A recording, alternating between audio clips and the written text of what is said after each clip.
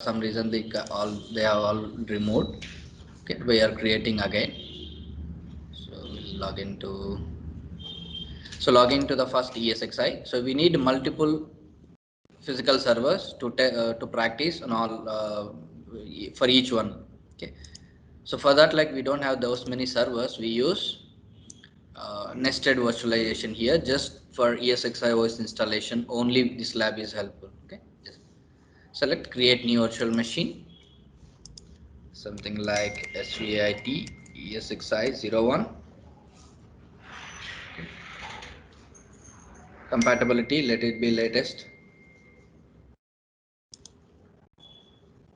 Select other. We are going to install VMware ESXi 6.5. Select the local hard disk.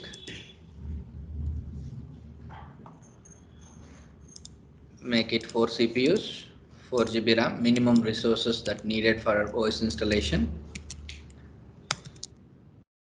ESXi hard disk, make it thin provision, and 5 GB is more than enough for ESXi OS installation. Even not 5 GB is not even required, but it's okay, minimum to minimum. So just summary of the information that we have selected. When you click finish, there will be a virtual machine created, which is equivalent to a physical server with 4 GB RAM, 4 CPUs, and which is ready to install an ESXi operating system. So from here onwards, it will be same as in real time. However, we install an ESXi machine. So we have to attach an ISO image for OS installation. So it will be inside the folder. So ESXi 6.5 ISO image, which we have already downloaded and placed in the hard disk location. Select ISO image is attached to this machine. Once you power on the ESXi operating system, OS installation will start now.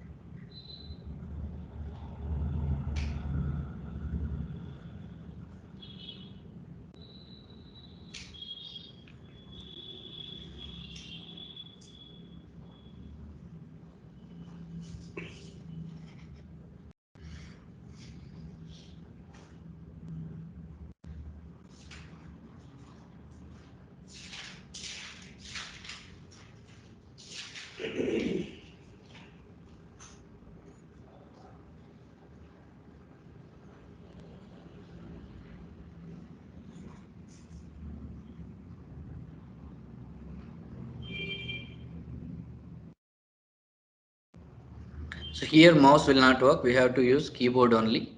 So even if you are for the first time user, like first time admin, you are checking out these options. If you read these options, it's almost like yes or no kind of questions. If you want to proceed, you have to press yes, and if you want to cancel, no. So kind of similar questions. So enter or escape. Escape will cancel, enter will continue. So enter. So, but you have to click on the console, then press enter. Agree, don't agree. So we have to press F11. F11 will exit. So here F11.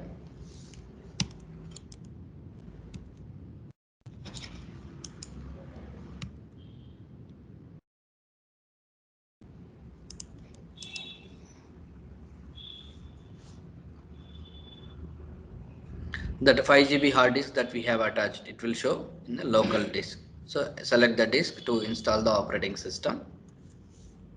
Keyboard layout is yours default keyboard layout that we use. So press enter.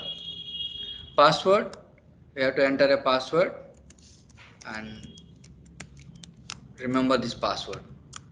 If you forget, again we can't do anything. We have to do it the same process again. Okay, we have to format and install fresh copy. Then enter.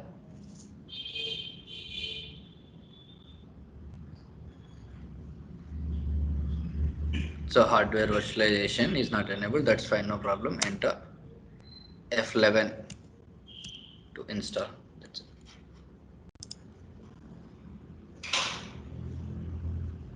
Just takes less than 5 minutes to install this operating system.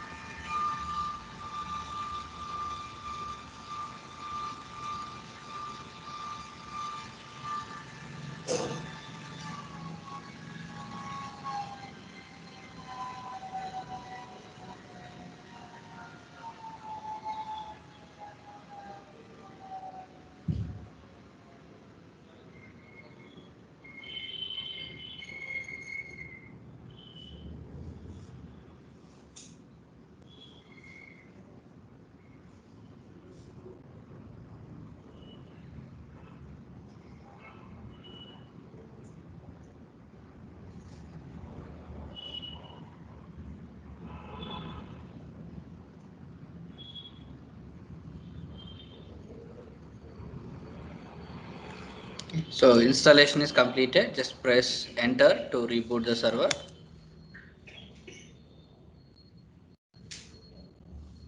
Once you reboot, we have to assign an IP address as well.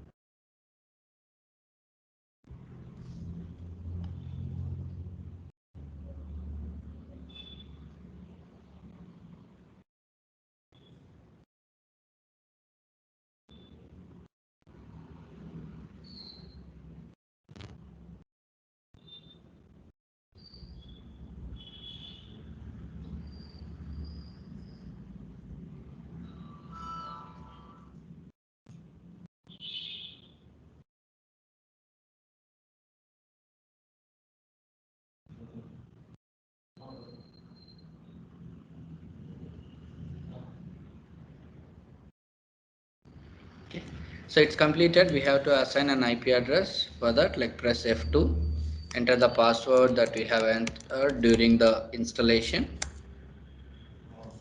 So here it shows 0.112 as DHCP. We will set the same IP address as static IP. We will see what is the DHCP and static later. During the Windows topics, we'll discuss. So here it is automatically configured to use an IP address automatically from the DHCP. So we were saying manual, and we will use the same IP. Okay. We will see like what is this addressing scheme, a subnet mask, a default gateway, all this tomorrow, next class. Okay. Like escape. The same address we are using manually. Escape and letter Y to save the changes. Once it is done, just press escape. So the address should be displayed there 0.112 and it should be static. Now it is static. So ESXi operating system installation is completed. We can test its connectivity by running ping command from our machine in the network, anywhere from the network. Okay. So to test like whether I'm in the same network or not, so just type open command prompt, type ipconfig. If you see 192.168.0.106, here if you see the ESXi IP 192.168.0.112, so they are in the same network. So then just type ping 192.168.0.112. So sitting from 102, I am trying to connect it to the 112. So this the ping command interpretation we will discuss tomorrow. What does this mean? But as of now, blindly remember when you ping space that IP, it is reaching this machine and coming back with the TTL value. If the reply is with TTL value, that means there is connectivity. We will see the interpretation of this data tomorrow. Okay, that's fine. So now there is a connectivity. If you see the reply with the TTL value, there is a connectivity. Blindly remember as of now like this. Okay, that means. Okay. Now we can